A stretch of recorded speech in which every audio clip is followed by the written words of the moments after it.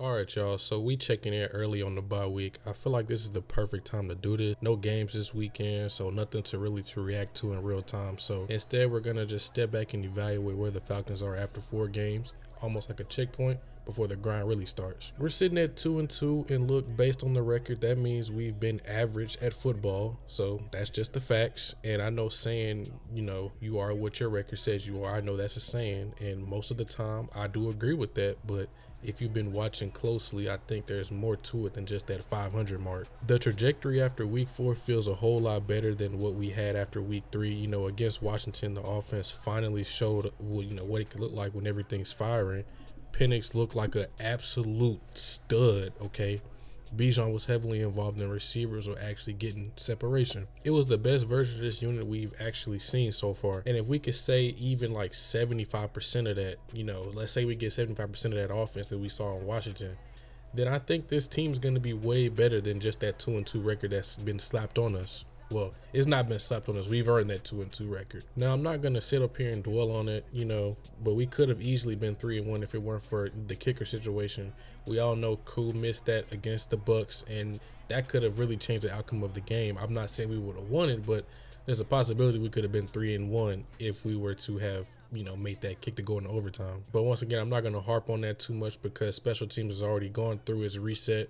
Koo's gone, Parker Romo's in, and so far he's been fine, and that past chapter's been closed. The real story, though, of the first quarter of this season has been the biggest surprise to me, and that's the defense. And I'll touch on them in more detail just a little bit later, but just to give you a quick version, the defense has carried this team in ways I didn't necessarily expect, this early under Jeff Obert. The offense, for all the talent that we have and the continuity that we have, has been very inconsistent, and special teams has already had its drama and its miscues. Meanwhile, the defense has been the steady kid in the group project doing most of the work. And that's actually how I'd grade this team as a whole right now. Through 4 weeks, this has been a group project with a bunch of uneven effort. If I had to hand out a letter grade for the Falcons as a unit, it's definitely a C. Middle of the pack, just like our 500 record. The defense is the one who's showing up early, taking notes, basically carrying the entire workload. And the offensive special teams, they've been slacking off for at least half of the project. That doesn't mean it'll stay that way, or at least I don't believe it'll stay that way, because we just saw in week 4 how good this offense can look. And I even agree with the players. We left some meat on the bone, right?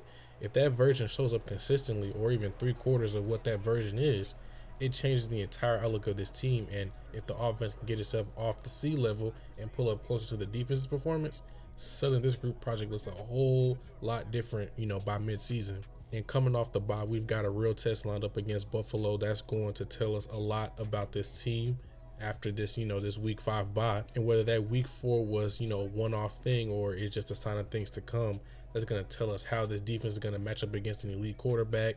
The game, will get its own full breakdown later on in the week, or next week rather, so I won't get too far ahead of myself. But I do want to just touch on one thing that I was really surprised about, and that's the Bills. They are the 31st ranked rush defense. So if we do not run the ball, I would be very upset at Zach Robinson. But right now, this is about self-evaluation. 4 games in, we've seen the extremes. A shutout loss to Carolina on one hand, and then a breakout offensive performance 7 days later against Washington. So the truth of who the 2025 Falcons are is probably somewhere in the middle. The question for me is which version is going to show up more often. So in my opinion, yeah, 2-2 feels average, but the story is more complicated. There's upside here, there's frustration there, and there's a whole lot of season left to sort out whether this team is a C-level group project or they're, the group that figures out halfway through, starts clicking, and ends up delivering the final product way better than what everybody expected. And so next I want to talk about, the defense. Like I said, I'll talk about them, a little bit more in detail. So I'm going to try to keep things in perspective as we head into the rest of the season. So just bear with me. Don't get mad at me, okay? So statistically, yes, this defense has been great. And even on film, they've, had plenty of tape to back that up. But here's where I want to pump the brakes just a little bit, okay? A quick break check, okay? I saw a Falcons post on Twitter that said, we were the best defense in the NFC in terms of yards per game allowed, okay? And look, that's awesome, okay? I love seeing Atlanta at the top of any category, especially on defense, because we just haven't seen that at all. But we also need to, be careful and not to just stare at the stat and crown this defense something that it isn't yet, okay? Because at the end of the day, context matters. A big piece of that best defense label comes from a huge caveat. field position. And our defense has been put in some brutal spots this season, thanks to the offensive turnovers and to be nice, the special teams has been shaky, okay? I'm going to be nice about it. We're 27th in average starting field position on defense, and that's awful, okay? And it's not all on the defense. That means they're just having to defend shorter fields over and over again. So, yeah, if you look at the yards per game allowed, that we're elite, but if you dig deeper, you see why this unit has looked very good, but you see that we gave up like 27 points last week, and the yards were relatively low, and that's because, once again, we were operating on short fields, of a few times. So we got to keep that in perspective. And I'm not saying this defense can't get a stop if they were to start, at the 30 or the 25-yard line. They absolutely can, but once again, keep things in perspective when we're talking about these numbers, because stats don't lie, but they do not tell the full story. And the next thing I want to address with this defense is to talk about the young guys, because that's been one of the most encouraging things so far to watch. They're playing a lot of snaps. They're flying around, and every week it feels like one of them making a splash play, and I love that for them. That's been refreshing to see, but this is important, and they're still young, okay? These guys are not finished products. We've got rookies and second and third year guys carrying real responsibility. So that means there will be ups, there will be downs, there will be in-betweens, and we've already seen some of that. And for a prime example, let's take Brandon Douglas and Ruka Roa, okay? They look good in week 1 versus Tampa, flat out dominant in week 2 versus Minnesota, but then week 3 and 4, really hard to measure their impact, okay? And that's part of that growth curve. Then you've got, my favorite rookie, Xavier Watts, who's been, the steady presence. And honestly, it's not a surprise to me. He's, already outplaying Jesse Bates statistically. Now, Jesse hasn't been bad for the most part, okay? He did give up that one touchdown, in week 1, but after that, it's been only an upward trajectory for him. But I also want to point out he's playing a new role in this defense. He's more of a strong safety now, where he's in the box, closer to the line of scrimmage, blitzing a whole bunch of more, okay? So that's been some adjustment for him, and that's kind of a nuance people overlook when they're reading the box scores, okay? But it did kind of surprise me to see that, as far as grades and actual performance on tape, I'm like, wow, Jesse hasn't really been popping out like he normally has, and that's because he's playing a new role now. That is also a testament to Xavier Watson, how pro-ready he was, because he's a pro-ready free safety, and he was Rookie of the Month, and he's probably one of the best rookies in the league right now. So bottom line, this defense has been a breath of fresh air compared to the years past. They're aggressive, fun to watch, and they're giving this team a real chance in games like 2023 did. But I also expect some regression to the mean. I think realistic landing spot for them is probably somewhere in the latter half of the top 10. And I still think this is a top 10 defense, because you have the talent, the scheme, the coach, all of that to be a good defense. And let me be clear, that is still absolutely a defense that you can win with. We could go on a deep playoff run with a top 10 defense, okay? It's just a matter if we get extra hot and we become like a top 3 defense, right? It's only a matter of that. Now let's flip over to the offense, because honestly, they've probably been the most bipolar unit in football so far. And one week they're dropping 30 like it's nothing. The next week they can't even get on the scoreboard. Week 1 was bumpy, and week 2 felt like a field goal kicking contest. So week 3 they put up a donut, and then week 4 they explode for 30. That's the definition of inconsistent, guys. And I've got to bring back something I talked about in an older video, and that's the pistol formation. And I know people get tired of it, right? And I said back then that the formation itself isn't the problem, it's the predictability. And I'm doubling down on that right now, okay? I haven't gone anywhere, and neither has a predictability issue. Now, to be fair, we did look a little bit more multiple out of pistol, and I don't mean in terms of run pass rate. I'm talking about the way we get into those runs, okay? The playbook opened up a little bit, and it was encouraging to see, but here's my biggest concern. That's the in-division play, where teams study us the most. There's been 2 occasions where the Panthers defensive coordinator and also the Bucs players, they were saying, hey, man, based on the formation, they will take us right to the ball. So those are the teams that study us the most, and all of, say you make the playoffs, right? And all teams have to do is look at our division play, because they're going to be knowing what's coming, when it's coming, and how it's coming. Pause. Oh, my God. But let's get back on track here. So if we really want to make a playoff push, or actually win a playoff game in general, we've got to mix in some creativity out of pistol, okay? Even Zach Robinson said himself, he said the defensive coordinators hate that formation, because guess what? You don't know how to defend it. Some people treat it as shotgun, some people treat it as under center. Like, what do? You have to pick your poison in a sense. So if that's the case, why not lean into it, attack in different ways? Don't just run heavy out of it, right? Right now, we're sitting at about 75% run rate from pistol, and it's gone up from last week. And I'd be much more comfortable if it was closer to 60-40, right? Out of gun, I'm fine with an 87% pass rate because it's shotgun. You're pretty much saying we're going to pass the ball anyways, but that's expected. But pistol has to stay balanced to keep this defense guessing, right? And I'm assuming, once again, I'm rationalizing with Zach Robinson, he wants pistol to be, his identity of the West Coast offense, right?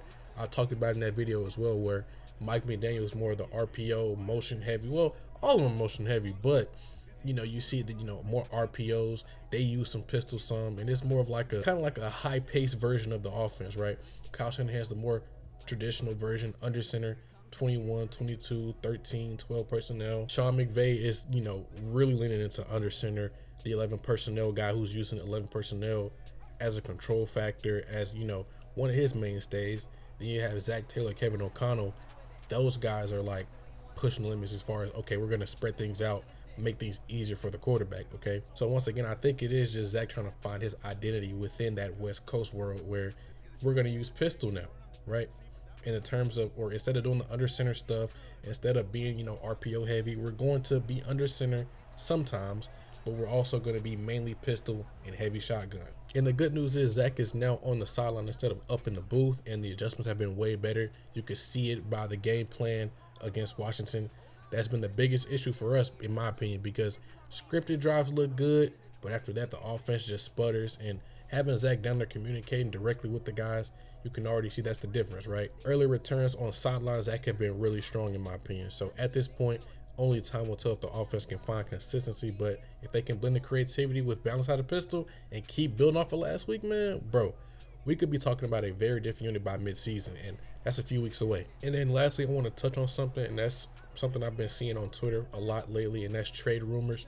And first of all, trades, like player-for-player trades, they are rare in general, okay? So to say that we should trade Tyler Algier for somebody else, it just really won't happen. It's not likely, okay? But anyways, people are already throwing around trade ideas, and honestly, I just can't get down with them right now. We're still early in the season, so I'd urge people just to please be patient. And the two main names I've been seeing floating around are A.D. Mitchell and Greg Dortch. And look, I have no problem with bringing in guys who fit this team and make us better, but when people say we need proven talent and then throw out those two names, that's where I start scratching my head, because, what have they proven? Some people say A.D. Mitchell should come in and be our X receiver and a true man-to-man beater, but I really don't understand that, in my opinion. We need to give up assets for a guy who struggled, and then we just assume he's going to suddenly flip a switch here. And I want to preface this by saying I don't think his struggles have all been his fault, but, like, bro, A.D. Mitchell's not going to be a needle mover for us, in my opinion. Just not going to do it. And if, God forbid, Darnell Mooney goes down again, or I feel much better with putting, Drake London back at X role, and if something happened to both of them, knock on wood, I'm fine with Kadero Hodge stepping in at Z. I'm glad with, bringing up guys from the practice squad to play, because Chris Blair, Nick Nash, Dylan Drummond, they've shown they could be good players, okay? And I didn't even mention Casey Washington, David Seals. Like, we have guys that can definitely fill in. We have a deeper receiver room than what people want to, lead on. People act like the drop-off from, Darnell and Drake is just bland. It's really not. We have some decent guys that can play roles. And then the main thing I really don't get is why people were hyping up our depth. They were so enamored by David Seals making plays. Dylan Drummond came on out of nowhere. Chris Blair's always been here for a while, making plays. People were really high on Casey Washington. They were like, man, if we could just get more reps, he'd be so good. Like, now all of a sudden it's, okay, we need to go bring in somebody else because now the receiver room isn't cutting it. I really don't get that. To me, that really doesn't add up. So my bottom line to this is calm down with the trades talk. It's a waste of energy, and it's unlikely anyways, like I said, because player-for-player trades, very rare. Player-for-pick trades are also rare, but not as rare, but it's still pretty rare. This front office isn't going to go chasing names for no reason, especially not for names that really don't move the needle, or they really don't move my needle. Okay, so outside of that, that's where we are. Through the bye week, defense has been sharp. We need to get the context in mind that, they've been defending short field, so the yards is going to be lower, but their red zone defense could be a concern. I didn't even talk about that, but that could be a concern later on down in the season. But, talking about the offense again, offense has been up and down, but there are signs of life with Zach on the sideline. And then trade talk, not really buying it, but we've got the guys right here that we can, develop and keep. So the season's still young and everything is still out in front of us. And I'm optimistic about, how we're going to fare out for the next couple weeks before the playoff push really begins. So if y'all guys did enjoy this video, be sure to like and subscribe for more, because I'll be putting out more stuff like this in the future, right? I give y'all something to look at while y'all hear me ramble about this team and its endeavors. But outside of that, I'll see you guys later next video. Goodbye.